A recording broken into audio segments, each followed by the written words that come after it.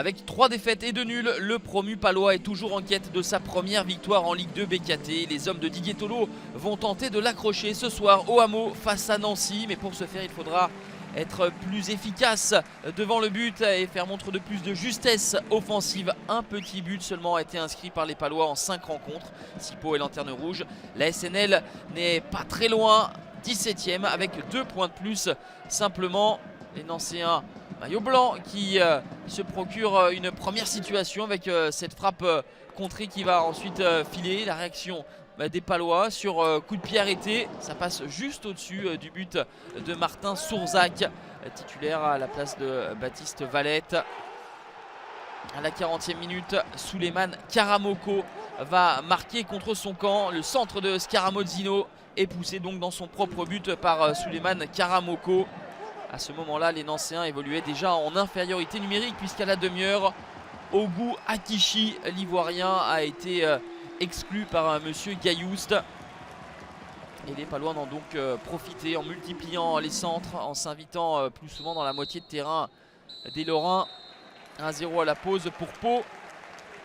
Une partie qui n'atteint pas des sommets avec un seul tir cadré à recenser. Et c'est donc le deuxième but simplement inscrit par les Palois, eux qui étaient restés muets sur leurs 3 derniers matchs. Damon Bansay, le seul buteur pour l'instant des Palois cette saison. Et Nancy, on le disait, une seule victoire, c'était face au PFC à Charletti. La seule défaite des Parisiens, c'était donc face aux Nancéens qui ont du mal à se montrer dangereux face à Alexandre Oliero, le portier palois. A noter les suspensions de Sayou 6 et de Seka pour Nancy. Il faudra donc ajouter pour le prochain match Ogou Akishi.